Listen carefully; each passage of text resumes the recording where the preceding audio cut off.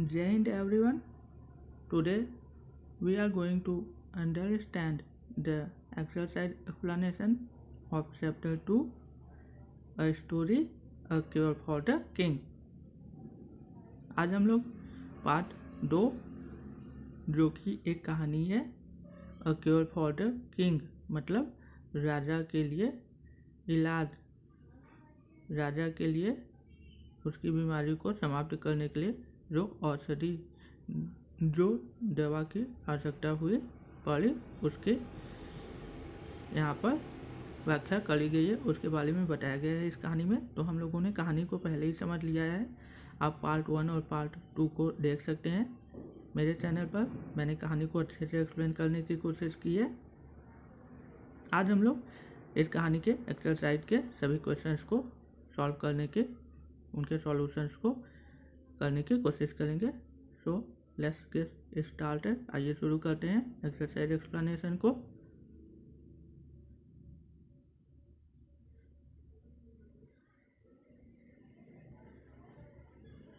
यहाँ पर ये हम लोग की स्टोरी है। स्टोरी यहाँ पे ख़त्म हो चुकी है। यहाँ पे कॉम्प्रिहेंशन चेकअप के पहले हम लोग देख लेते हैं वर्ड मीनिंग्स को। यहाँ पर वर्ड मीनिंग्स मीन्स होता है आपका शब्द और उनके अर्थ मतलब शब्दार्थ। यहाँ पर पहला वर्ड है शरबत, जिसके लिए यहाँ पर इंग्लिश में उसकी मीनिंग दी हुई है, सिमिलर मीनिंग दी हुई है। सिमिलर मतलब एक समान अर्थ वाली मीनिंग दी हुई है या लगभग एक समान अर्थ प्रकट करने वाले शब्दों को ही हम लोग सिनोनिम्स या साइनोनिम्स या पर्यायवाची कहते हैं। तो यहाँ पर वर्ड मीनिंग्स में इंग्लिश में भी जो एक समान होते हैं वह साइनोनिम्स ही होते हैं। तो ये सभी साइनोनिम्स दिए हुए हैं जो भी वर्ड हैं उनके बाद जो यहाँ पे कोलॉन का निशान है, इस निशान को हम लोग कोलॉन का निशान कहते हैं। तो वर्ड के बाद जो कोलॉन का निशान है उसके बाद उसका सिमिलर वर्ड मीनिंग दिया गया है। तो यहाँ पर पहला वर्ड है, आप देख रहे हैं, पहला वर्ड है शरबत। शरबत के लिए वर्ड मीनिंग दिया गया है फ्लेवर्ड ड्रिंक। मतलब फ्लेवर्ड मतलब होता है जायकेदार, मतलब उसमें कुछ स्वाद हो, कुछ मतलब एक से अधिक स्वाद मिले हुए होते हैं, जिसमें एक से अधिक स्वाद हम लोगों को प्राप्त होता है, मिलता है उसे जिस पेय पदार्थ में, उसको हम लोग फ्लेवर्ड ड्रिंक कहते हैं। जैसे आप पेप्सी पीते हैं, स्प्राइट पीते हैं, कोका कोला, माजा, माउंटेन ड्यू आदि आप ड्रिंक पीते हैं, कोल्ड ड्रिंक्स पीते हैं, तो उसमें आपको कई फ्लेवर के ड्रिंक मिल जाते हैं, मतलब कई स्वाद के ड्रिंक मिल जाते हैं, उसमें कई चीज़ें मिली हुई होती हैं उस पेय पदार्थ में, उस शीतल पेय पदार्थ में। तो उसके लिए हम लोग इंग्लिश में फ्लेवर्ड ड्रिंक या शरबत शब्द का प्रयोग कर सकते हैं। सेकंड है श्रग्ड।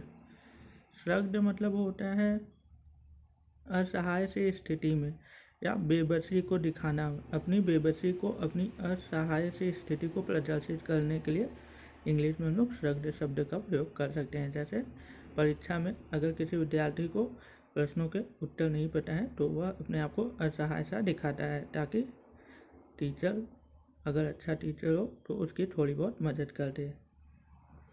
इसके लिए यहाँ पर वर्ड मीनिंग दी हुई है to raise shoulders to express helplessness. मतलब जैसे आप और आपके कुछ दोस्त हैं और आपके कुछ दोस्तों में झगड़ा हो गया, तो और आप भी वहीं हैं और तभी अचानक से आपके टीचर आ जाते हैं। तो आपके टीचर पूछते हैं कि किसकी गलती है आपसे, क्योंकि आप झगड़ नहीं रहे होते हैं। तो जो झगड़ रहे होते हैं वो बच्चे भी आप ही के दोस्त होते हैं, इसलिए आप किसी का भी साइड, किसी का भी पक्ष नहीं लेना चाहते हैं। तो आप टीचर को कुछ बताना नहीं चाहते हैं, तो आप शांत होकर खड़े रहते हैं जब, और अपने कंधों को ऊपर करके आंखों से इशारा करते हैं कि मुझे तो सर कुछ नहीं पता, अध्यापक महोदय मुझे तो इसके बारे में कुछ नहीं पता, मैं तो ध्यान ही नहीं दे रहा था, मैं कहीं और देख रहा था। तो इसी को हम लोग क्या कह सकते हैं इंग्लिश में, to raise shoulders to express helplessness. क्योंकि अगर आप एक को बता देंगे तो आपकी दोस्ती खतरे में हो सकती है। मतलब आपका जो दोस्त जिसको आप बताएंगे वो आपसे कह सकता है कि मुझसे कभी बात मत करना, तुमने टीचर को मेरी शिकायत की। नेक्स्ट वर्ड यहाँ पर दिया हुआ है रोग्यू एलिफेंट्स। रोग्यू एलिफेंट्स के लिए यहाँ पर वर्ड मीनिंग दिया हुआ है wild elephant living away from the heard. यहाँ पर एलिफेंट्स वर्ड आया हुआ है, इसको कई लोग एलिफेंट बोलते हैं पर एलिफेंट गलत होता है, इसको हम लोग एलिफेंट ही बोलेंगे। तो रोग्यू एलिफेंट्स मतलब होता है कि जंगली हाथी, एक से ज़्यादा जंगली हाथी जो कि अकेले रहना पसंद करते हैं, मतलब वो झुंड में नहीं रहते हैं, मतलब मतवाला हाथी या पागल हाथी जिसको आप कह सकते हैं, या बहुत ही गुस्से में, बहुत ही गुस्सैल हाथी, इन सभी के लिए हम लोग इंग्लिश में रोग्यू एलिफेंट्स या तो wild elephant living away from the heard, अपनी झुंड से दूर रहने वाला, किसी की बातों को न ध्यान से सुनने वाला, किसी की परवाह नहीं करने वाला जंगली हाथी तो अपनी धुन में मस्त रहता है, जिसको कि हम लोग मतवाला हाथी भी कह सकते हैं। अब हम लोग कॉम्प्रिहेंशन चेकअप पे आ गए हैं। अब हम लोग इसको देखते हैं। वर्ड मीनिंग्स को हम लोगों ने कंप्लीट कर लिया है। कॉम्प्रिहेंशन चेकअप मतलब आपने जो कहानी स्टोरी पढ़ी है उसी के ऊपर जो नीचे प्रश्न आधारित हैं, क्वेश्चंस रिलेटेड हैं, उनके उत्तर आंसर्स हम लोगों को देने हैं। कॉम्प्रिहेंशन चेकअप में यहाँ पर ए दिया हुआ है, टिक राइट द करेक्ट ऑप्शन। आपको सही का निशान लगाना है, जो विकल्प सही हो। करेक्ट मतलब सही, ऑप्शन मतलब विकल्प। तो यहाँ पर हम लोग देख लेते हैं। पहला है द किंग वाज, ऑप्शन है ए सिली, बी इंटेलिजेंट, सी ब्रेव। तो द किंग वाज सिली, तो हम लोगों का ऑप्शन ए सही है। राजा कैसा था? राजा बहुत ही ज़्यादा नादान था, मतलब बहुत ही ज़्यादा मूर्ख, बेवकूफ़ था। तो कहानी में मैंने आपको सब कुछ अच्छे से समझा दिया है। आप कहानी को देखेंगे तब मेरे चैनल पर, तो आपको सब कुछ समझ में आ जाएगा कि राजा क्यों नादान था, क्यों बेवकूफ़ था। वो बहुत ही मूर्ख राजा था। यहाँ पर इंटेलिजेंट मीन्स बुद्धिमान होता है, राजा बुद्धिमान नहीं था। ब्रेव मीन्स बहादुर होता है, राजा बहादुर भी नहीं था। राजा कहानी में बताया गया है कैसा राजा था, बहुत ही मूर्ख, सिली, बेवकूफ़ था। सेकेंड है the stranger bought a sweet liquid. यहाँ पर डैश की जगह हम लोग को कुछ फिल करना है। ऑप्शन हम लोगों का है ए ब्लू, बी रेड, सी येलो। तो हम लोगों का ऑप्शन बी सही हो जाएगा, तो हम लोग बी वाले बॉक्स में टिक करेंगे। यहाँ पर हम लोग सही का निशान लगा देंगे। ऑप्शन ए में सिली, बी में रेड। तो जो अपरिचित था, मतलब जो अजनबी था, स्ट्रेंजर मीन्स अपरिचित या अजनबी या विदेशी। तो जो अपरिचित या अजनबी या विदेशी, जो भी आप कहना चाहें कह सकते हैं, था, उसने क्या लाया?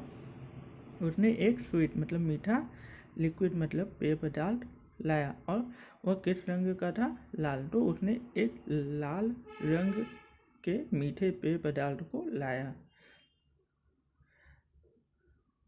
तो ब्लू आप जानते हैं, ब्लू मीन्स नीला, येलो मीन्स पीला, रेड मीन्स लाल।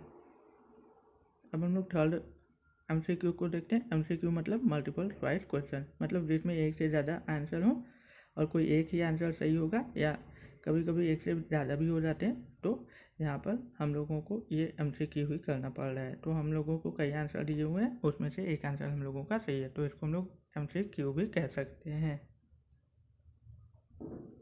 थर्ड है the stranger asked the king not to think of, और उस अपरिचित ने राजा से कहा था कि आपको हाथियों के बारे में नहीं सोचना है। तो हाथियों के लिए एलिफेंट्स होता है, तो ऑप्शन सी हम लोगों का राइट है।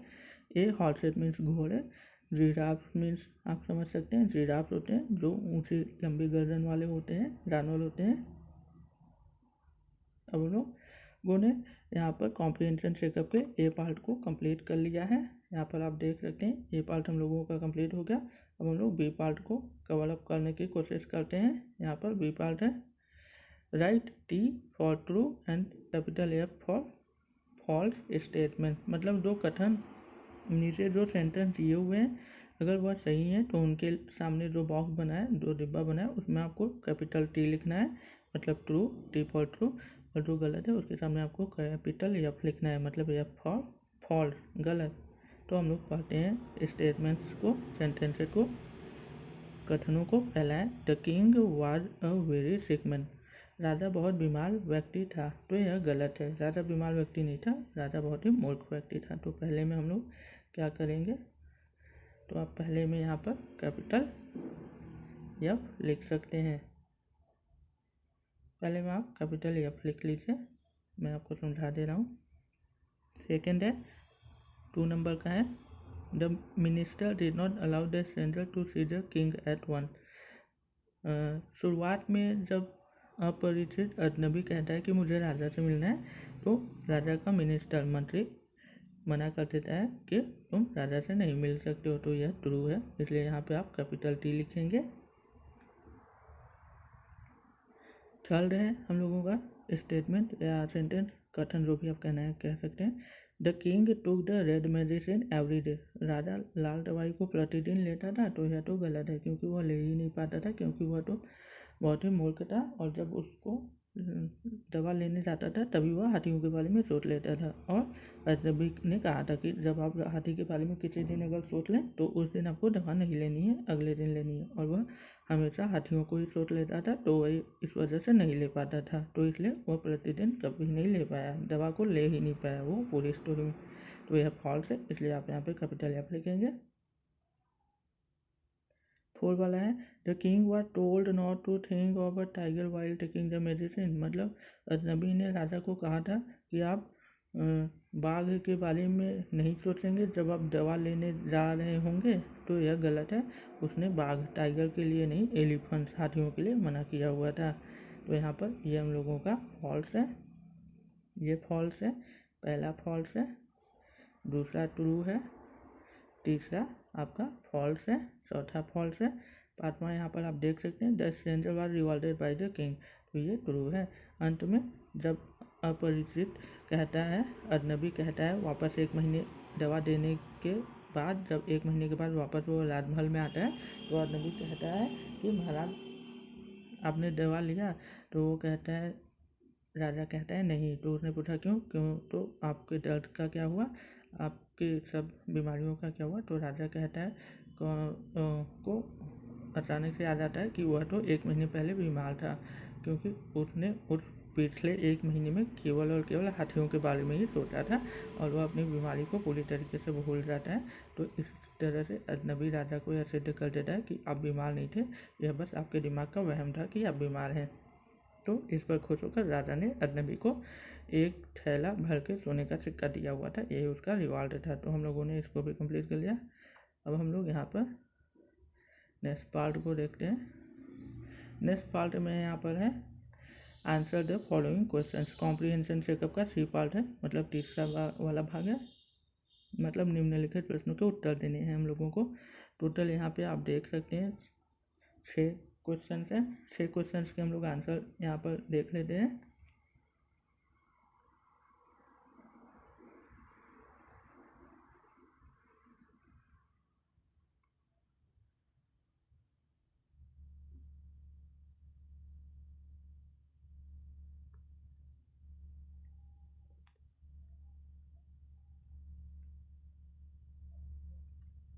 तो यहाँ पर मैंने इसके आंसर्स को लिखने की कोशिश की है। आप देख सकते हैं a cure for the king, राजा के लिए एक दवाई, राजा की बीमारी के लिए एक दवाई, औषधि, राजा के लिए इलाज। तो यहाँ कॉम्प्रिहेंशन चेकअप का सी पार्ट है, उसके क्वेश्चन 1 को मैंने यहाँ पे लिखा हुआ है, आप देख सकते हैं। Did doctor find anything wrong with the king, क्या वैद्य, डॉक्टर्स मतलब इलाज करने वाले व्यक्तियों को राजा में कोई बीमारी, कोई कमजोरी के लक्षण प्राप्त हुए थे, कोई बीमारी के लक्षण प्राप्त हुए थे। तो यहाँ पर हम लोग आंसर देख लेते हैं। The greatest doctors of the kingdom could not find anything wrong with the king. They greatest doctors of the kingdom, यहाँ पर greatest doctors of the kingdom के लिए दे शब्द का प्रयोग हुआ है। They said it's all in his head या माइंड भी आप लिख सकते हैं। Since the king was silly So king was just doing his silly foolish job by thinking that he was very sick ill. तो यहाँ पर मैंने आंसर में आपको ये बताने की कोशिश की है कि जो राजा के राज्य के जो महान से महान डॉक्टर थे, मतलब महानतम डॉक्टर थे और वैद्य थे, इलाज करने वाले व्यक्ति थे, उनको राजा में कोई भी बुराई नहीं मिल सकी। मतलब राजा के शरीर में कोई भी बीमारी नहीं थी, कोई भी कमजोरी के लक्षण निशान नहीं प्राप्त हो सके, बीमारी के लक्षण नहीं प्राप्त हो सके। और वहाँ राज्य के सभी महान डॉक्टरों ने राजा से कहा कि महाराज, यह बस आपके दिमाग का वहम है, केवल आप सोच रहे हैं कि आप बीमार हैं, आप पूर्णतया स्वस्थ हैं। और क्योंकि राजा नादान था, बेवकूफ़ था, मूर्ख था, और इसलिए राजा क्या करता है, राजा अपनी मूर्खता को प्रदर्शित करता रहता है, यह सोचकर कि वह बीमार है और सभी वैद्य उसके किसी काम के नहीं हैं। राजा यही सोचता रहता है और वह अपने आप को ही सही मानता है और वह अपनी बीमारी, अपने आप को ऐसा सोचता है, प्रतीत करवाता है कि वह बीमार है। यहाँ पर हम लोग सेकेंड आंसर को देख लेते हैं। तो the king was idiot, hence he king did not believe the doctors, ये डिड नॉट या इसको आप डिडेंट भी बोल सकते हैं, believe the doctors what laying in the bed all day long, moaning and groaning, and one day he king announced a reward of a bag full of gold coins to the person who will cure him king। तो यहाँ पर यही बताया गया है, मैंने answer में आपको यही बताने की कोशिश की है कि जो राजा जो था वह तो बेवकूफ़ था, मूर्ख था, और इसलिए उसने अपने राज्य के महानतम वैद्यों, डॉक्टर्स, जो भी आप कहना चाहते हैं कह सकते हैं, हकीम, डॉक्टर्स, वैद्य, इलाज करने वाले व्यक्ति, जो भी आप कहना है कह सकते हैं, इन सब पर विश्वास नहीं करता है, इन सब की बातों पर ध्यान नहीं देता है और दिन भर अपने बिस्तर पर ही पड़ा रहता है, राजसी बिस्तर पर ही पड़ा रहता है, कराहते हुए और आहें भरते हुए। और एक दिन राजा क्या करता है, एक घोषणा करवा देता है कि जो भी उसको कोई व्यक्ति उसको ठीक करेगा, उसकी बीमारी को ठीक करेगा, वह उसको एक थैले भर के सोने के सिक्के देगा। तो यही यहाँ पर दूसरे क्वेश्चन का आंसर है। क्वेश्चन आप अपने बुक में देख सकते हैं। थर्ड क्वेश्चन के आंसर को यहाँ पे देखिए मैंने बताने की कोशिश की है। The stranger who was visiting the city heard of the reward and the Kings strange illness. After that, he bought a jar of sweet red liquid and went to the palace to meet the king। यहाँ पर यही बताया गया है कि जो अजनबी, जो विदेशी व्यक्ति था, जो कि राजा के राज्य में आया हुआ था राज्य दर्शन के लिए, राज्य को देखने के लिए, यहाँ के निवासी, यहाँ के राज व्यवस्था कैसी है। तो जब वह यह सुनता है कि एक थैले भर के सोने के सिक्के प्राप्त होंगे, इतना बड़ा इनाम, इतना बड़ा पुरस्कार है, और वह साथ में यह भी सुनता है कि राजा को बहुत ही अजीब बीमारी है, तो उसके बाद वह क्या करता है, वह एक जाल खरीदता है, जो कि जाल कैसा रहता है, जो कि मीठे शरबत का रहता है, लाल रंग के मीठे शरबत का एक जाल खरीद लेता है वह वहीं के शहर के ही एक दुकान से, और उसके बाद वह राजमहल चला जाता है राजा से मिलने के लिए। तो यही आंसर 3 में बताया गया है। क्वेश्चन को आप अपने बुक में देख सकते हैं। अब हम लोग आंसर 4 को कवर अप करने की कोशिश करते हैं, मतलब पूरा देखने की कोशिश करते हैं। Answer 4, entering the king's private room he stranger bowed down to the king and said, I have brought you the rare medicine, my lord. It will cure you. Hearing this, the king moaned and asked, how can one medicine cure me? I have 100 ailments. After that, the stranger said, this red medicine cures every illness, but remember, while you are taking it, don't think of an elephant. If you do, you must not take the medicine on that day। तो यहाँ पर यही बताया गया है कि जब वह विदेशी व्यक्ति राजा के बहुत ही निजी कक्ष में प्रवेश करता है तो वह क्या करता है, झुककर राजा को प्रणाम करता है, राजा की जय करता है और कहता है कि मैंने आपके लिए ये बहुत ही दुर्लभ, रियल में दुर्लभ, जो बहुत ही मुश्किल से प्राप्त होता है, बहुत ही कठिनाइयों से प्राप्त होता है, या जो संसार में बहुत ही, दुनिया में बहुत ही कम संख्या में होते हैं, उन चीज़ों, उन वस्तुओं के लिए हम लोग रियल शब्द का प्रयोग करते हैं। तो अजनबी राजा से कहता है कि मैंने आपके लिए यह बहुत ही दुर्लभ लाल दवाई लेकर आई है मेरे महाराज, यह आपको ठीक कर देगी। और जब वह अजनबी यह बोलता है तो राजा क्या कहता है, राजा कराते हुए कहता है या पूछता है, आप कुछ भी कह सकते हैं, कि कैसे एक दवाई मुझे ठीक कर सकती है, मेरी बीमारियों को ठीक कर सकती है, मुझे तो 100 बीमारियां हैं आफ्टर दैट। और इसके बाद वो अजनबी क्या कहता है, जब राजा यह बोलता है कि मुझे तो 100 बीमारियां हैं और एक दवाई कैसे ठीक कर सकती है, तो अजनबी कहता है यह सुनकर कि यह लाल दवाई बहुत ही रियल है, मतलब बहुत ही दुर्लभ है, और यह सभी बीमारियों को ठीक कर देती है, ठीक कर सकती है। लेकिन आप ध्यान रखिएगा महाराज, जब भी आप इसको लेने जाएं तो आप उस समय हाथी के बारे में आपको बिल्कुल भी नहीं सोचना है। अगर आप हाथी के बारे में सोचते हैं तो आप उस दिन इस दवा को नहीं लेंगे। तो यही हम लोगों का आंसर 4 है। क्वेश्चन आप अपने बुक में देख सकते हैं। आंसर 5 को हम लोग देखने की कोशिश करते हैं। The king was not able to take the red medicine because he always thought about the 11। राजा दवा इसलिए नहीं ले पाता है, मतलब दवा लेने में असमर्थ हो जाता है, क्योंकि जब भी वह दवा लेने जाता है वह हाथियों के बारे में ही सोच लेता था, और अजनबी ने उसको हाथियों के बारे में सोचने से मना किया था, और इसलिए वह दवा नहीं ले पाता है। आंसर 6 में हम लोग देखते हैं, the king thought that he was finally cured as he had totally forgotten about his illness for a month. Answer 6 में यहाँ पर है कि राजा सोचता है कि वह पूर्ण रूप से ठीक हो गया है, कुशल हो गया है, सही हो गया है, क्योंकि वह 1 महीने तक अपनी बीमारियों को पूर्ण रूप से, अपनी समस्याओं को, अपनी शारीरिक मानसिक समस्याओं को पूर्ण रूप से भूल जाता है, और इस वजह से, इस तरीके से राजा को लगता है कि वह पूर्ण रूप से सच में स्वस्थ हो चुका है, ठीक हो चुका है, सही हो चुका है। तो हम लोगों ने यहाँ पर आंसर को देखने की कोशिश की। अब हम लोग यहाँ पर आगे की चीज़ों को देख लेते हैं।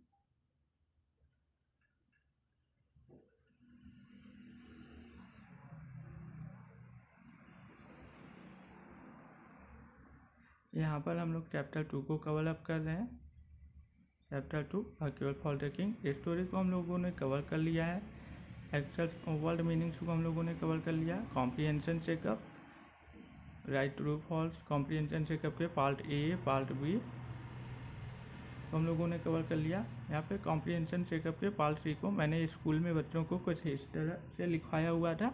क्लास 4 के बच्चे हैं तो यहाँ पर मैंने उनको छोटा लिखवाया। आपको मैंने जो अपने पेज पर लिख के दिया हुआ है, कॉपी के पेज पर, आप अपने स्टूडेंट्स को अच्छे से वैसा ही समझाइएगा। अगर बहुत छोटे बच्चे हों तो आप ये बोल्ड वाला ही लिखवा सकते हैं। यहाँ पर मैंने आंसर्स लिखने की कोशिश की है 1 2 3। कॉपी में मैंने थोड़ा और ही डीपली एक्सप्लेन कर दिया है, तो उससे कोई ज़्यादा डिफरेंस नहीं होगा। यहाँ पर 4 5 6 मैंने स्कूल में बच्चों को इस प्रकार लिखवाया है। स्कूल में हम लोगों ने इस पूरे बुक को ख़त्म कर लिया है।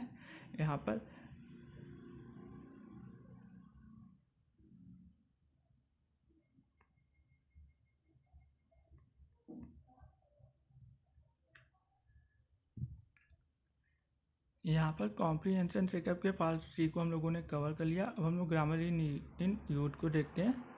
तो यहाँ पर आप देख सकते हैं ग्रामर इन यूज मतलब व्याकरण जो प्रयोग में है इस पाठ में।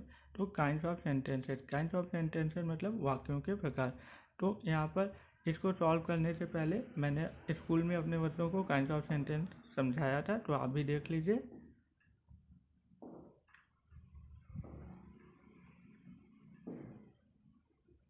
तो यहाँ पर आपने आंसर्स देख लिए। उसके बाद मैंने अपने बच्चों को यहाँ पर काइंड ऑफ सेंटेंसेस समझा दिया था। सेंटेंसेस आए हुए थे, तो sentence a group of meaningful words which makes a complete sense is called a sentence. वाक्यों, सार्थक शब्दों का ऐसा समूह जो कि एक पूर्ण भाव सही भाव व्यक्त करता है, उसको हम लोग वाक्य कहते हैं। सार्थक शब्दों के सार्थक समूह को हम लोग वाक्य कहते हैं। आप ऐसे भी समझा सकते हैं। मैंने अपने स्कूल में स्टूडेंट्स को बोला कि आपको हमेशा 2 एग्जाम्पल्स लिखने हैं, तो यहाँ पर मैंने 2 एग्जाम्पल बच्चों को लिखवाए हैं। आप देख सकते हैं। Example 1, he is a good teacher, वह एक अच्छे अध्यापक हैं। रानी इज माई सिस्टर, रानी मेरी बहन है। उसके बाद काइंड ऑफ सेंटेंस, वाक्यों के प्रकार को मैंने यहाँ पर बच्चों को लिखवाने की कोशिश किया। देख सकते हैं। ए मतलब फर्स्ट डिक्लेरेटिव सेंटेंस, या इसको हम लोग असर्टिव सेंटेंस भी कहते हैं। डिक्लेरेटिव सेंटेंस 2 प्रकार के होते हैं। पहला होता है आपका अफर्मेटिव या पॉजिटिव सेंटेंस, दूसरा होता है निगेटिव सेंटेंस। तो यहाँ पर मैंने उसके टाइप नहीं बताए, केवल डिक्लेरेटिव सेंटेंस बताया हुआ है। तो यहाँ पर हम लोग डिक्लेरेटिव सेंटेंस को देख लेते हैं। A declarative sentence gives information and ends with a full stop. सूचना प्रकट करने वाले वाक्यों को हम लोग डिक्लेरेटिव सेंटेंस कहते हैं। मतलब जो भी वाक्य हम लोगों को कुछ बताता है, चाहे वह सकारात्मक हो या नकारात्मक, उसको हम लोग डिक्लेरेटिव सेंटेंस कह सकते हैं। तो यहाँ पर मैंने 2 एग्जाम्पल्स लिखने की कोशिश की है। आप देख सकते हैं।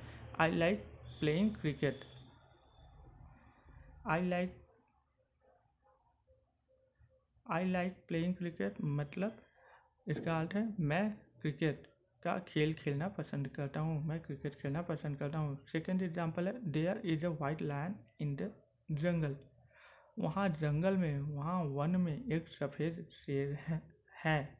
तो यहाँ पर 2 एग्जाम्पल्स हो गए। दोनों देखिए यहाँ पर बता रहे हैं, हम लोगों को इन्फॉर्मेशन दे रहे हैं। पहले में क्या इन्फॉर्मेशन मिल रही है कि मुझे क्रिकेट खेलना पसंद है। दूसरे में क्या इन्फॉर्मेशन मिल रही है कि वहाँ जंगल में एक सफ़ेद शेर है।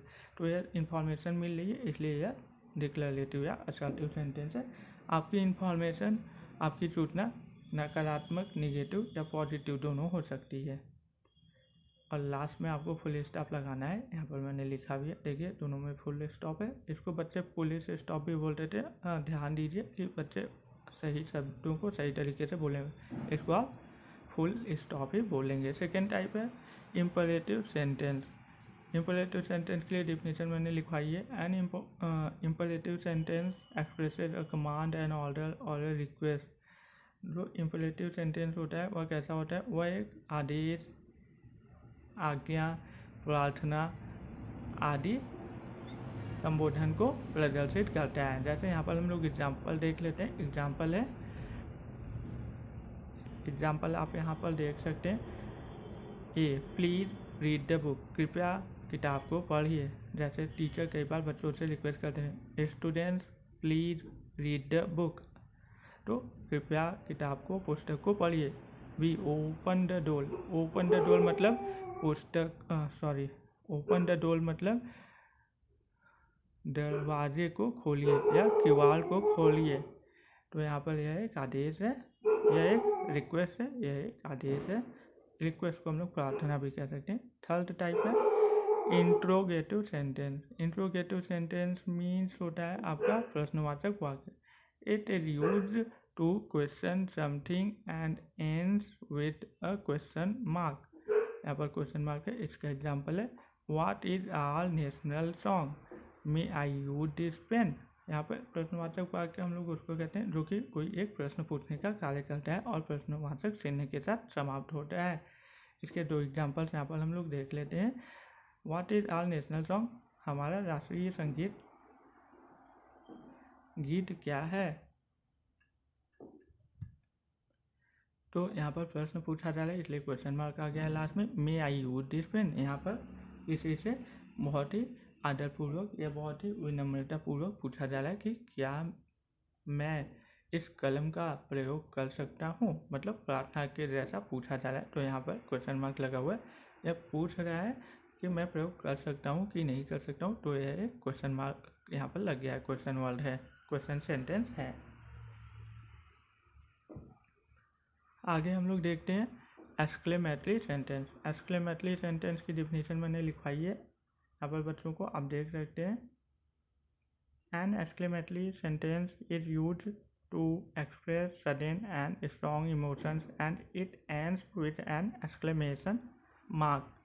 Example, wow, how beautiful she is, that's what a luxurious hotel.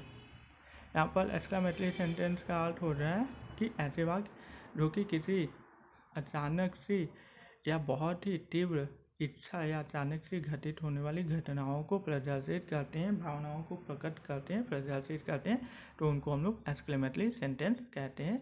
और एक्सक्लेमेटरी सेंटेंस एक्सक्लेमेशन मार्क मतलब उसमें आदिबोधक चिन्ह निशान के साथ समाप्त होते हैं या कभी कभी पहले भी आ जाते हैं। मतलब ऐसे वाक्यों में जिसमें यह चिन्ह प्रयोग होता है, इसमें आदिबोधक चिन्ह प्रयोग होता है, निशान प्रयोग होता है, जिसको कि हम लोग मार्क ऑफ एक्सक्लेमेशन या एक्सक्लेमेटरी मार्क या एक्सक्लेमेशन मार्क कहते हैं या साइन ऑफ एक्सक्लेमेशन कहते हैं। तो यह प्रयोग होता है, उसको हम लोग एक्सक्लेमेटरी सेंटेंस कहते हैं। यहाँ पर उदाहरण है, wow how beautiful she is, क्या वह कितनी सुंदर है। जैसे कई बार दो फ्रेंड्स रहते हैं, बॉयज रहते हैं, तो बॉयज बोलते हैं यार वो कितनी सुंदर है, वो मुझे बहुत पसंद है। तो इसमें हम लोग देख रहे हैं कि यह अपनी तीव्र भावना को एक लड़का अपने दोस्त के साथ शेयर कर रहा है कि वह उस लड़की की तारीफ़ कर रहा है, उसकी सुंदरता की तारीफ़ कर रहा है कि यार मतलब मेरे मित्र वह कितनी सुंदर है, मैं उस पर फिदा हूँ, मैं उसको बहुत प्रेम करता हूँ। तो यहाँ पर यह उसकी तीव्र भावनाओं को उस लड़की के प्रति, उस कन्या के प्रति दिखा रहा है। तो यहाँ पर यह एक्सक्लेमेटरी सेंटेंस का एग्जाम्पल हो गया। That was a luxurious hotel, मतलब यहाँ पर बता रहा है कि वो देखो वहाँ पर एक बहुत ही शानदार होटल है। तो लग्जूरियस मीन्स सभी सुख सुविधाओं से युक्त, संपन्न, ऐसी जगहों को, ऐसी चीज़ों को हम लोग लग्जूरियस होटल या आइटम्स या आर्टिकल्स कह सकते हैं। मतलब जब कोई विदेशी मेहमान घूमने आता है तो वह सोचता है कि उसको कोई ऐसा होटल, कोई ऐसे रहने का स्थान प्राप्त हो जाए, खाने पीने का स्थान प्राप्त हो जाए जो कि संपन्नता से पूर्ण हो, मतलब सभी सुविधाओं से, सुख सुविधाओं से पूर्ण हो।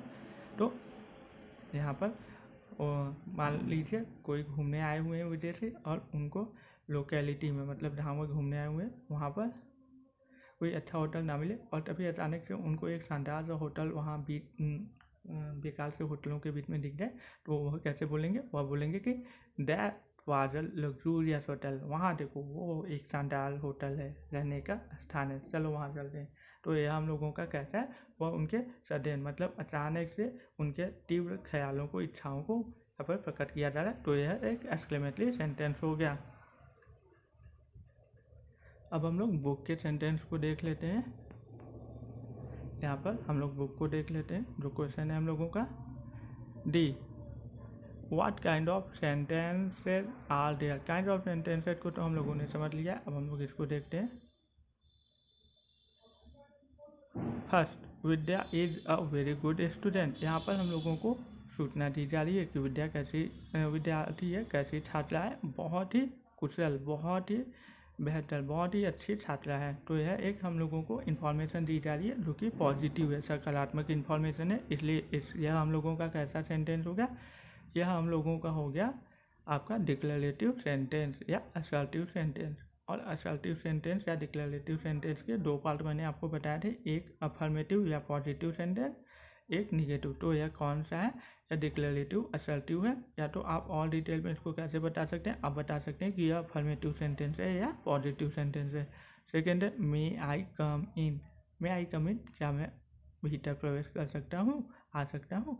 तो यह एक अब क्वेश्चन मार्क है, क्योंकि क्वेश्चन मार्क लगा हुआ है, यह इंट्रोगेटिव सेंटेंस है। What are you doing this summer, इस गर्मी में, इन गर्मियों में तुम क्या करोगे? कोई मित्र अपने दूसरे मित्र से या कोई लड़की अपनी दूसरी सहेली से पूछती है कि तुम इस गर्मियों की छुट्टियों में क्या करोगी, कहाँ घूमने जाओगी? तो यह प्रश्न पूछा जा रहा है यहाँ पर। तो यह आपका कैसा वाक्य है? यह आपका इंट्रोगेटिव सेंटेंस है। तो यह इंट्रोगेटिव सेंटेंस हो गया। यहाँ पर 4 में हम लोग देख रहे हैं, I like to drink milk, मुझे दूध का सेवन करना पसंद है, दूध पीना पसंद है। तो यहाँ पर इन्फॉर्मेशन दी जा रही है, कैसी इन्फॉर्मेशन है? पॉजिटिव है, कि मतलब मुझे दूध पीना पसंद है। अगर दूध पीना नहीं पसंद होता तो वो नेगेटिव इन्फॉर्मेशन हो जाती। तो यह आपका पॉजिटिव इन्फॉर्मेशन दे रहा है। तो यह कैसा हो गया? यह डिक्लेरेटिव या असर्टिव सेंटेंस हो गया। और डिक्लेरेटिव असर्टिव सेंटेंस में कौन सा टाइप है? तो यह अफर्मेटिव या पॉजिटिव टाइप है। फिफ्थ को हम लोग देखते हैं, what a lovely day. What a lovely day, यहाँ पर क्या कितना सुहावना दिन है, कितना शानदार दिन है। किसी की तीव्र इच्छाओं को प्रकट किया जा रहा है। जब आप कहीं घूमने जाते हैं और वहाँ का मौसम बहुत ही खूबसूरत, बेहद खुशनुमा होता है, खूबसूरत होता है, तो आप कहते हैं what a lovely day, what a lovely scene. तो यहाँ पर हम लोग क्या कहते हैं, अपनी तीव्र भावनाओं को, अपनी बहुत ही जो हम लोगों की इच्छाएं होती हैं, जो ही बहुत ही अच्छे चीज़ों के लिए अच्छी इच्छाएं, बुरी चीज़ों के लिए बुरी इच्छाएं जो हम लोगों के मन में होती हैं, वो यहाँ पर प्रदर्शित हम लोग एक्सक्लेमेटरी सेंटेंसेस में करते हैं। तो यहाँ पर एक्सक्लेमेटरी सेंटेंस प्रयोग हो रहा है। व्हाट अ लवली डे मतलब कितना शानदार दिन है, कितना खुशनुमा दिन है, कितना बेहतर दिन है, कितना अच्छा दिन है, आप कुछ भी बोल सकते हैं अपने विद्यार्थियों को। तो यहाँ पर हम लोगों का यह है exclamatory sentence. You can't borrow my book, तुम मेरी किताब को नहीं ले सकते हो, यहाँ पर बोला जा रहा है। तो यहाँ पर कैसा है, यहाँ पर ये आपका डिक्लेरेटिव सेंटेंस है, असर्टिव सेंटेंस है। लेकिन कैसा है, यहाँ पर बोला जा रहा है सूचना कैसे मिलेगी, नहीं ले सकते हो, मतलब सूचना निगेटिव है। तो यह हम लोगों का कैसा हो गया, असर्टिव या डिक्लेरेटिव सेंटेंस है मगर निगेटिव सेंटेंस। तो यहाँ पर हम लोग लिखेंगे, केवल आप डिक्लेरेटिव सेंटेंस लिखवा दीजिए अपने बच्चों से। अगर आपको डिटेल में समझाना है तो आप असर्टिव सेंटेंस का या डिक्लेरेटिव सेंटेंस का निगेटिव सेंटेंस कह सकते हैं। 7 हम लोग देखते हैं, don't tear pages from your book notebook, अपनी किताब, अपनी कॉपी, पुस्तिका, उत्तर पुस्तिका से बिल्कुल भी पन्ने मत फाड़ना। जब टीचर बहुत गुस्से में होता है तो टीचर बच्चों के क्या कहता है कि अपनी कॉपियों से एक भी पन्ना फटना नहीं चाहिए, नहीं तुम लोग को छोड़ूंगा नहीं या छोड़ूंगी नहीं, जो भी टीचर हो।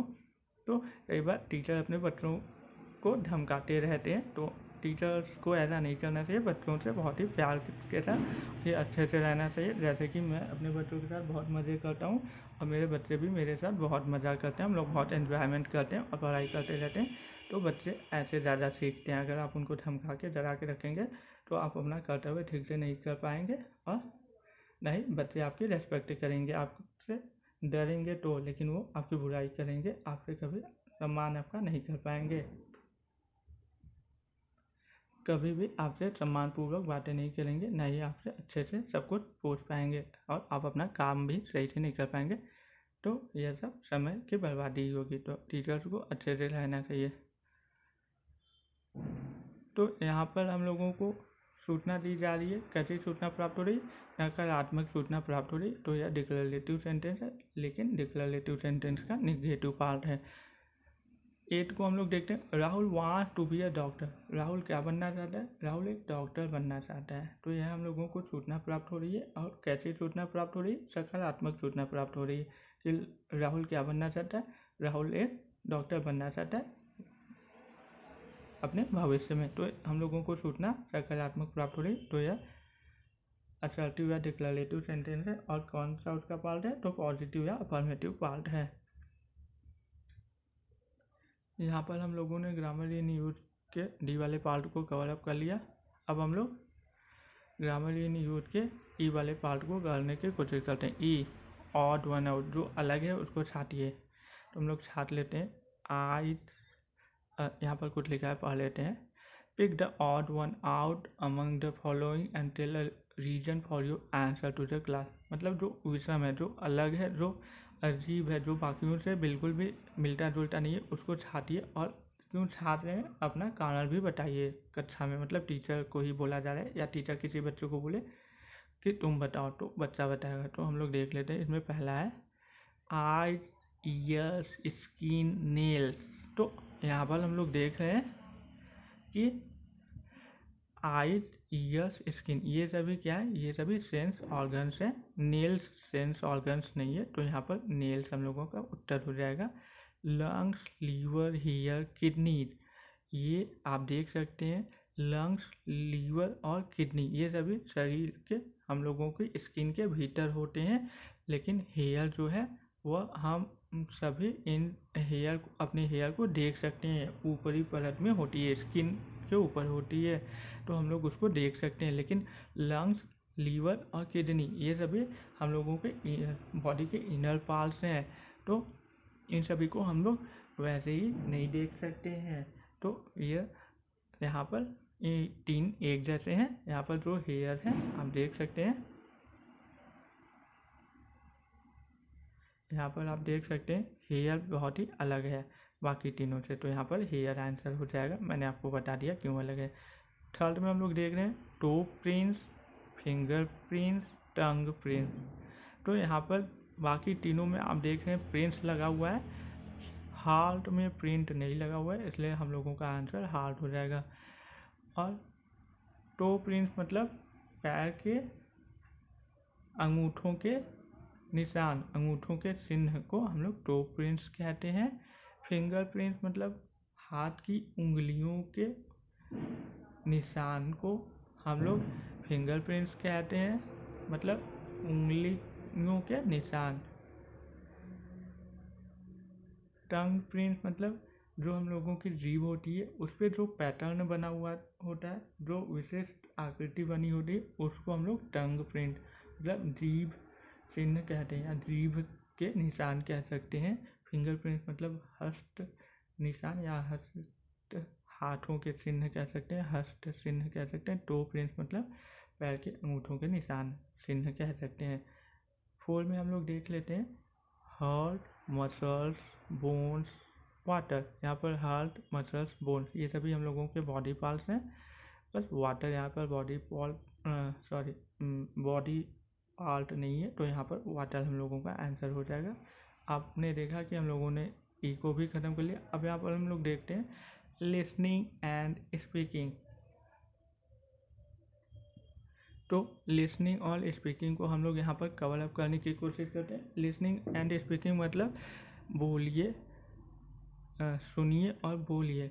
तो यहाँ पर है listen and repeat this word, मतलब टीचर बोलेंगे, अध्यापक अध्यापिका बोलेंगे कक्षा में और बच्चे दोहराएंगे, इस बात को यही बोला जा रहा है आपको। तो यहाँ पर हम लोगों का पहला वर्ड है विजिट। यहाँ पर आप देख सकते हैं विजिट, वाइस, व्हीकल, वॉलीबॉल, ये वॉलीबॉल है, value, well, vein, woman, wet, weather, watch, vest, wasp, wagon. इन सभी की मीनिंग्स को हम लोग समझ लेते हैं। विजिट मीन्स कहीं पर घूमना, आना, किसी को देखने जाना, ये सभी चीज़ें क्या होती हैं, जब आप कहीं पर जाते हैं तो उसको विजिट कहते हैं। वॉइस मीन्स आपकी ध्वनि, आवाज़, स्वर को हम लोग वॉइस कहते हैं। व्हीकल मीन्स होती है गाड़ी, कोई वाहन।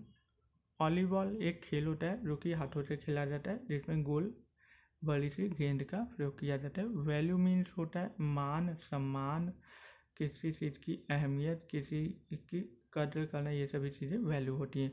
वेल मीन्स होती है घाटी, वादी या विदाई या विदा। दो पहाड़ों के बीच की जगह को भी हम लोग वेल कह सकते हैं या दर्जा। इसके लिए इंग्लिश में वर्ड होता है डेल, डेल, आदियू, फेयरवेल आदि शब्दों का हम लोग प्रयोग कर सकते हैं। यहाँ पर नेक्स्ट है वेन। वेन मीन्स होता है व्यर्थ, बेकार, निष्प्रयोजन या निरर्थक या शून्य या घमंडी या वृथा, या मतलब बिना किसी चीज़ के, बिना किसी प्रयोग के, मतलब शून्य हो जाना, मतलब किसी काम के न रह जाना। इसके लिए हम लोग अंग्रेजी में वेन शब्द का प्रयोग कर सकते हैं। इसके लिए आप और शब्दों का प्रयोग कर सकते हैं, जैसे कि पॉइंटलेस, मीनिंगलेस, यूजलेस, अनयूजलेस और आइडल, अनहोलसम आदि शब्दों का आप प्रयोग कर सकते हैं। नेक्स्ट यहाँ पर है वुमन। वुमन मीन्स आप समझ सकते हैं एक महिला। जब वीमेन बोलते हैं तो एक से ज़्यादा महिलाएं होती हैं। वेद आपको पता है, वेद मीन्स वजन या भार होता है। वेदर मीन्स आप सबको पता है मौसम होता है। वॉच मीन्स होता है देखना या घड़ी या किसी को निहारना, ये सभी शब्द हो सकते हैं। वेस्ट मीन्स कमर होता है या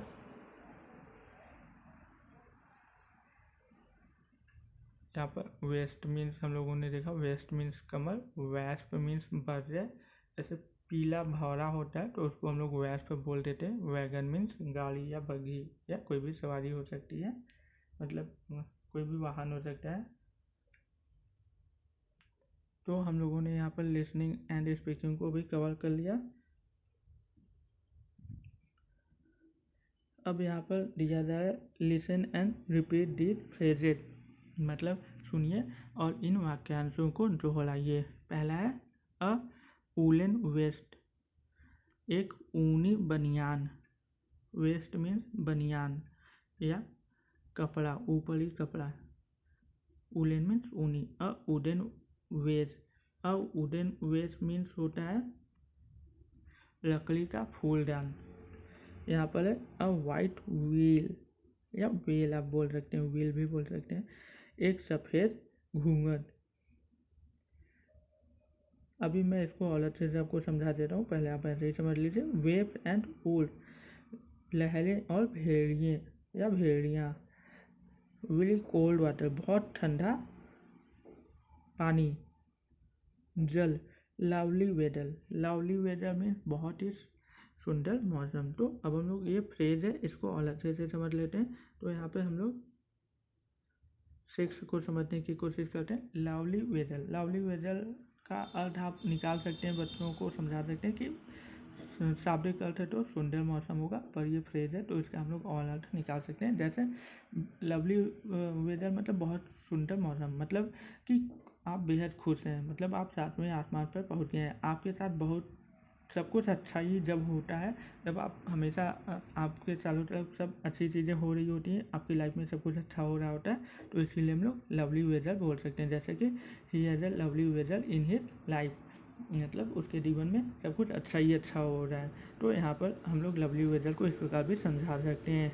यहाँ पर 4 वाला है wave and wolf, wave and wolf. Wave means लहरें होती हैं, वुल्फ मीन्स भेड़िए होते हैं, जानवर होते हैं जो कि बहुत दोस्त होते हैं, बहुत मतलब और ख़तरनाक होते हैं। वेव मीन्स लहरें, मतलब लहरें बहा कर लेके चली जाती हैं लोगों को।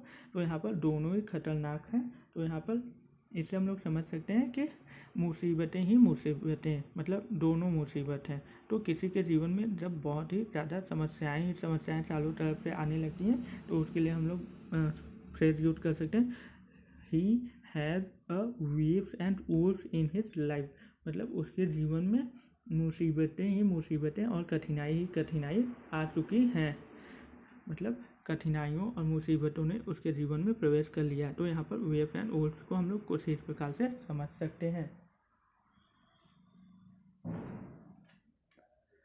नेक्स्ट हम लोग देखते हैं very cold water. Very cold water मतलब बहुत ही ठंडा पानी, बहुत ही ठंडा पानी, जो कि आप कहीं गर्मी में से बाहर से आते हैं तो आपको ठंडा पानी मिल जाता है, तो आपको बहुत ही शीतलता प्रदान होती है, बहुत ही राहत मिलती है। तो यहाँ पर वेरी कोल्ड वाटर के लिए हम लोग समझ सकते हैं कि किसी के साथ कुछ अच्छा होना, मतलब बुराई के बाद, बहुत ही परेशानियों समस्याओं के बाद उसके साथ कुछ अच्छा होना। तो हम लोग वेरी कोल्ड वाटर का प्रयोग कर सकते हैं यहाँ पर फ्रेज का। थर्ड है a white wheel, a white wheel या व्हील, इसके लिए हम लोग क्या बोल सकते हैं। वाइट मतलब व्हील मतलब होता है घूंघट या पर्दा, या आप कह सकते हैं इसके लिए ओट, नकाब, आवरण या किसी चीज़ को ढकना, ये सभी चीज़ें वाइट व्हील हो सकती हैं। तो वाइट है मतलब घूंघट है, जैसे जिनके पति मर जाते हैं तो उनकी पत्नी लोग सफ़ेद साड़ी पहनती है, सफ़ेद घूंघट कर लेती हैं। तो यहाँ पर वाइट व्हील एक बहुत ही अशुभ संकेत है। तो यहाँ पर वाइट व्हील के लिए हम लोग प्रयोग कर सकते हैं किसी के जीवन में से बहुत ही अधिक उसका मूल्यवान जो भी साथी है या जो भी वस्तु है वह खो जाना, मतलब उसका समाप्त हो जाना, उसका नष्ट हो जाना। तो यह फ्रेज हम लोग इस प्रकार यूज कर सकते हैं कि जैसे कि she has a white wheel, मतलब व्हील या व्हील आप बोल सकते हैं, मतलब कि उसके जीवन में मुसीबतों का पहाड़ टूट पड़ा उसके पति के देहांत होने के बाद। तो वाइट व्हील आप समझ सकते हैं फ्रेज हम लोग कैसे प्रयोग कर सकते हैं। नेक्स्ट है अ वूलन वेस्ट। अ वूलन वेस्ट मीन्स आप समझ सकते हैं, वूलन वेस्ट आप समझ सकते हैं कि बनियान या स्वेटर, और कैसा है वूलन है मतलब ऊनी है, तो मतलब ठंडियों में हम लोगों को ऊन के कपड़े क्या करते हैं, गर्माहट प्रदान करते हैं, मतलब ठंडी से बचाते हैं, मतलब ठंडी हवा से बचाते हैं, मतलब हम लोगों को सुरक्षा प्रदान करते हैं। तो इसको हम लोग कुछ इस प्रकार प्रयोग कर सकते हैं कि कोई कमज़ोर व्यक्ति हो और कमज़ोर व्यक्ति को कोई ताकतवर व्यक्ति बाकी सभी बुरे लोगों से बचाए, तो उसके लिए हम लोग फ्रेज का प्रयोग कर सकते हैं a woollen vest. He has a woollen vest, मतलब that weak person has a woollen vest, मतलब उस कमज़ोर व्यक्ति के पास उसके जो मित्र हैं वह कैसे हैं, वह उसके रक्षक हैं। जैसे हम लोगों के रक्षक कौन है, हम लोगों के रक्षक ईश्वर, देवी देवता जी हैं। महादेव गौरी जी हैं।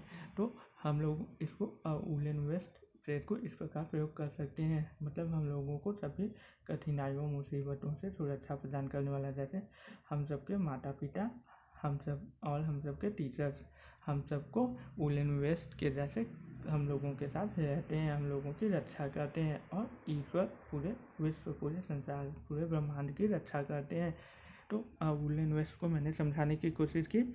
यहाँ पर सेकेंड है wooden vest. Wooden vest means कैसा, लकड़ी का फूलदान। तो ये क्या है, यह एक बर्तन है, पुष्प पात्र है, कलश भी आप बोल सकते हैं। तो यह सभी क्या करता है, वेस्ट क्या करता है, फूलों की सुंदरता को बढ़ा देता है। जब आप फूलदान में या गोलदान में या कलश में आप पूजा करते हैं कलश से, कोई ऐसा बर्तन जो कि किसी प्रयोग में लेते हैं, तो उसको हम लोग वास बोल देते हैं या वेस्ट बोल सकते हैं। तो यहाँ पर आपकी सुंदरता, शक्ति आदि को बढ़ाने वाला जो भी होता है उसको आप वुडन वेस्ट या स्टील वेस्ट, आप कोई भी जो भी शब्द का प्रयोग करना हो कर सकते हैं। स्टील मतलब और मजबूत होता है, वुड से भी।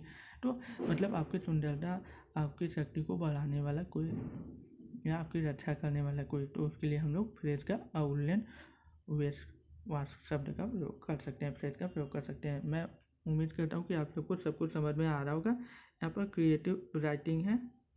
क्रिएटिव राइटिंग मतलब रचनात्मक लेखन। यहाँ पर ऐसे write 5 sentences on any animal you would like to keep as a pet. किसी ऐसे जानवर पर आप 5 वाक्य लिखिए जिसको कि आप अपना पालतू बनाना चाहते हो। तो इसको हम लोग देख लेते हैं अभी कुछ क्षणों में।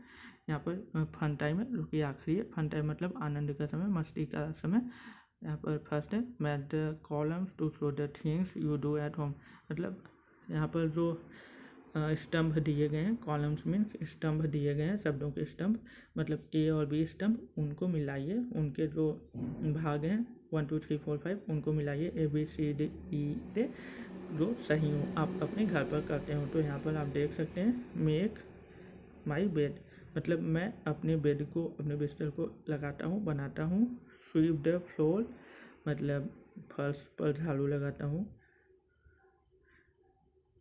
डस्ट द टीवी पर जो धूल जमा होती है, जो कचरा जमा हो जाता है, जो धूल के कण जमा हो जाते हैं, उनको हटाता हूँ, उनको झटकता हूँ।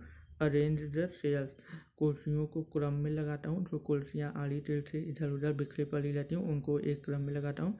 क्लियर आउट द गार्बेज, और जो घर पे कूड़ा करकट होता है उसको मैं क्या करता हूँ, उसको मैं फेंकता हूँ बाहर, ठिकाने लगा देता हूँ। मतलब बाहर कूड़े कचरे की गाड़ी जहाँ पर आती है उसको लेने, वहाँ पर रख देता हूँ।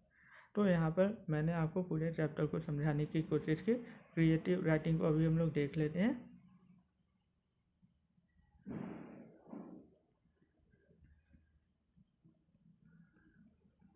तो यहाँ पर हम लोगों ने केवल फॉल्टर किंग को देखने की कोशिश की। आप देख सकते हैं यहाँ पर हम लोगों ने इन सभी चीज़ों को फिनिश कर लिया हुआ है। यहाँ पर स्कूल में लिखवाए गए आंसर्स हैं, आप बच्चों को कोई भी लिखवा सकते हैं। यहाँ पर टाइप्स ऑफ सेंटेंसेज हैं, मैंने आपको समझाया हुआ है।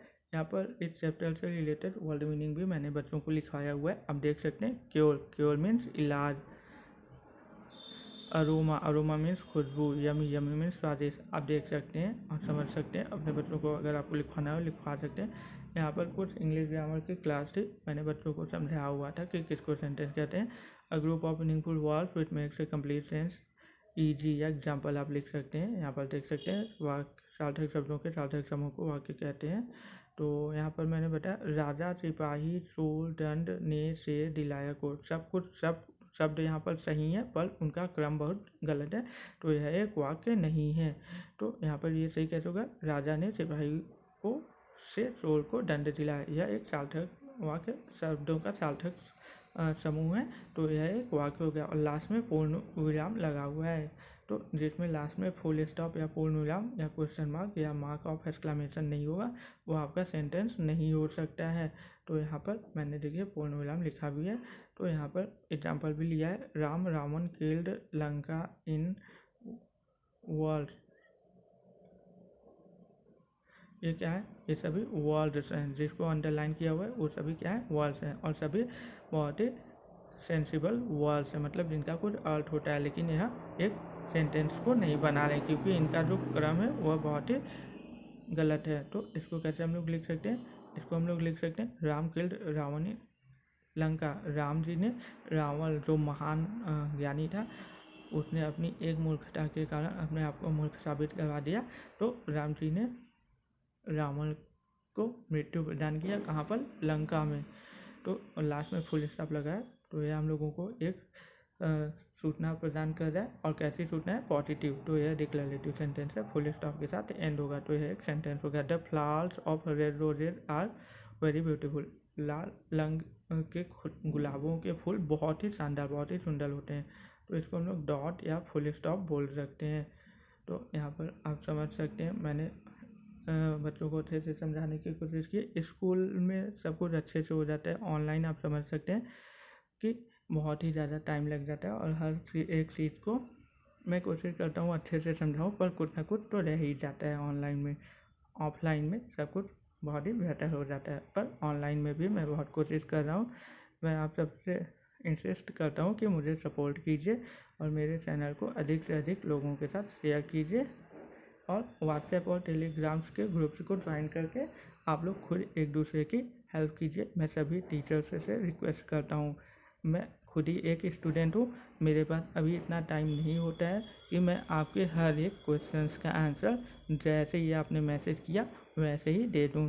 तो मैं सभी से अनुरोध करता हूँ कि आप सभी ग्रुप्स को ज्वाइन कर लीजिए। वहाँ पर जब आप सभी एक साथ होंगे तो आप सभी एक दूसरे की हेल्प कीजिए। ग्रुप्स का काम बस इतना है कि वहाँ पर वो आप सबको एक साथ लेकर आता है। आप ये आशा मत रखिए, यह उम्मीद मत रखिए कि आपके मैसेज करते ही आपको आंसर मैं दे दूँगा, क्योंकि मैं भी अपने लाइफ में कुछ करना चाहता हूँ। मुझे यूट्यूब से कोई भी पैसे प्राप्त नहीं होते हैं, क्योंकि आप लोगों का उतना सपोर्ट ही नहीं होता है। आप लोगों को बस अपनी ही पड़ी है, आप लोग मेरी हेल्प ज़्यादा से भी मुझे सपोर्ट नहीं कर रहे हैं। तो मैं रिक्वेस्ट करता हूँ कि आप लोग ग्रुप्स को ज्वाइन कीजिए और खुद एक दूसरे की हेल्प कीजिए, और मुझे भी हेल्प कीजिए, क्योंकि मैं भी एक स्टूडेंट हूँ, अभी मैं बहुत छोटा हूँ। तो यहाँ पर जो एच वाला था उसको हम लोग देखते हैं डॉग्स के बारे में। मेरा फेवरेट पेट डॉग ही है, तो मैंने डॉग के बारे में किसी दूसरे वीडियो में भी क्वेश्चन आया हुआ था, तो उसके लिए यह सब कुछ राइट किया हुआ था और पिक्चर क्लिक किए थे। तो सेम टू सेम मैंने उठा के यहाँ पे पेस्ट कर दिया है। इसको आप कॉपी पेस्ट भी बोल सकते हैं। यहाँ पर देख सकते हैं डॉग्स के बारे में है, तो आप अपने स्टूडेंट्स को कोई 5 वर्ड्स लिखवा सकते हैं।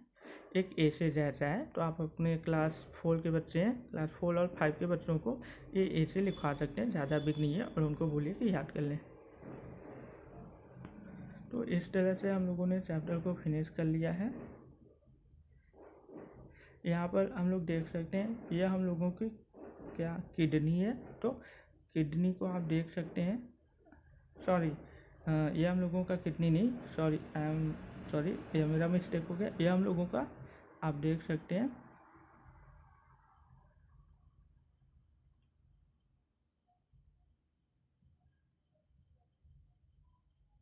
ये, यहाँ पर आप देख सकते हैं ये हम लोगों की किडनी है। तो किडनी जोड़े में होती है इंसानों के शरीर में। यहाँ पर किडनी शब्द आया हुआ था, तो एक राइट किडनी एक लेफ्ट किडनी होती है, आप देख सकते हैं, जो कि हम लोगों के बाथरूम के सिस्टम से जुड़ी होती है। यूरिन के जो भी ह्यूमन ऑर्गन के सिस्टम्स होते हैं उससे जुड़ी हुई होती है। यहाँ पर आप देख सकते हैं ये may be female urinary system है। यहाँ पर आप मेल यूरिनरी सिस्टम को देख रहे हैं, ये हम लोगों की किडनी है। किडनी एक बीन्स के जैसी होती है, जो कि पेयर में होती है, जो कि बाथरूम के जो भी सिस्टम या ग्लैंड्स होते हैं उनसे जुड़ी हुई होती है। यहाँ पर ये वैगन है, वैगन मीन्स बग्गी। सभी लड़कियों का सपना होता है कि उनके जो रूल हैं वो बहुत ही अच्छे हों और बहुत ही अच्छे से सच सवल के आए, एकदम राजकुमार सा। तो यह बग्गी को हम लोग वैगन कह सकते हैं। यहाँ पर वैगन है, ये ने कुछ पिक्चर्स कलेक्ट करने की कोशिश की है, आप देख सकते हैं ये वैगन है। यहाँ पर फिंगरप्रिंट्स है। फिंगरप्रिंट्स यहाँ पर 3 टाइप के बताए गए हैं, लूप्स, कर्व्स और स्वर्ल्स। मतलब हाथों के निशान, इसी तरह पैर के उंगलियों के निशान होते हैं, और आपके जीभ के निशान भी यूनिक होते हैं। यहाँ पर फिंगरप्रिंट्स की फ़ोटो मैंने कलेक्ट करने की कोशिश की है, आप और देख सकते हैं। हम लोगों ने इन सभी को देख लिया। यहाँ पर यहाँ पर आप देख सकते हैं मैंने ह्यूमन बॉडी को कलेक्ट करने की कोशिश की है। यहाँ पर आप देख सकते हैं ये लंग्स है, ये लीवर है, ये आपका स्टमक है, ये लार्ज इंटेस्टाइन है, सॉरी स्मॉल इंटेस्टाइन है, ये भीतर की लार्ज इंटेस्टाइन है। ये हम लोगों का यहाँ पे आप देख सकते हैं किडनी है।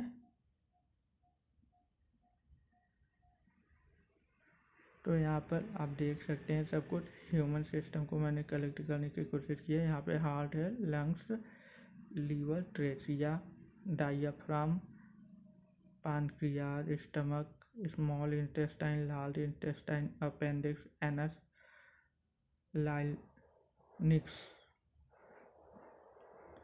ये सभी चीज़ें हैं।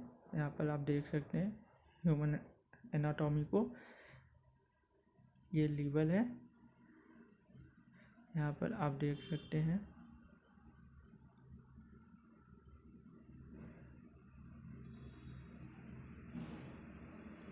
ये हम लोगों का लंग्स है। यहाँ पर आप देख सकते हैं लंग्स मीन्स होते हैं आपको पता ही है फेफड़े होते हैं, और लीवर मीन्स यकृत होता है, या जिसको कि आप जिगर या कलेजा भी बोलते हैं।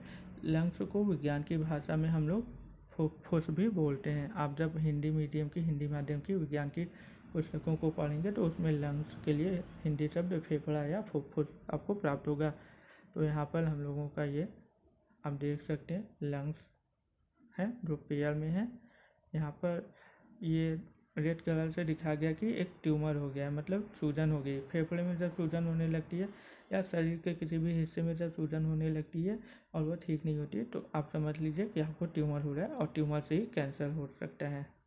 तो जब भी आपको ऐसा प्रतीत हो तो आपको तुरंत डॉक्टर की सलाह लेनी चाहिए। यहाँ पर विजिट मीन्स कहीं घूमने जाना, किसी से मिलने जाना। तो यहाँ पर देख सकते हैं यह एक कोई विदेशी मेहमान है और साथ में ये आए हुए हैं। ये लोग विदेशी मेहमान हैं जो कि भारत में भ्रमण करने आए हुए हैं और यहाँ पर देखने आए हुए हैं कि भारत में जो शिक्षा व्यवस्था है वह कैसी है, वहाँ का शिक्षा व्यवस्था कैसा है। तो यह यहाँ पर बच्चों के साथ बहुत ही खुश हैं, मतलब काफ़ी यहाँ पर प्रसन्नचित्त सभी दिखाई दे रहे हैं। बच्चे भी बहुत खुश हैं, आप देख सकते हैं। तो यह लोग विदेशी मेहमान लोग यहाँ पर आप देख सकते हैं विजिट मतलब यात्रा पर आए हुए हैं। यहाँ पर यह हम लोगों का क्या है, यह हम लोगों का कैलाश टेम्पल है, कैलाशा टेम्पल है। तो कैलाशा टेम्पल बहुत ही यूनिक टेम्पल है। अगर आपको कभी समय मिले तो आप अपने फैमिली के साथ ज़रूर जाइए कैलाशा टेम्पल देखने। आपको दुनिया में ऐसा कोई भी दूसरा टेम्पल देखने को नहीं मिलेगा, बहुत ही शानदार टेम्पल है। तो यहाँ पर देखिए ये सभी लोग यहाँ पर जो लोग हैं यहाँ पर विजिटर्स हैं वो घूमने आए हैं इस मंदिर की सुंदरता को, इस मंदिर को निहारने आए हैं कि किस प्रकार इसको बनाया गया। आप देखकर ही बहुत ही आश्चर्यचकित हो जाएंगे, आपको यकीन नहीं होगा कि ये ऐसा है। तो यहाँ पर आपने देख लिया कि हम लोगों ने इस पेज को कवर अप कर लिया है। इन सभी पेजेस को हम लोगों ने कवर कर लिया है और सभी चीज़ों को हम लोगों ने कवर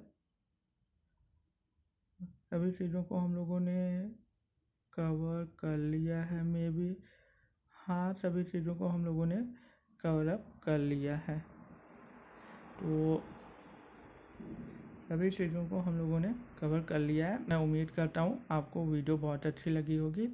अगर आपको वीडियो अच्छी लगी हो तो प्लीज़ मुझे सपोर्ट कीजिए और मेरे चैनल को अधिक से अधिक लोगों के पास शेयर कीजिए।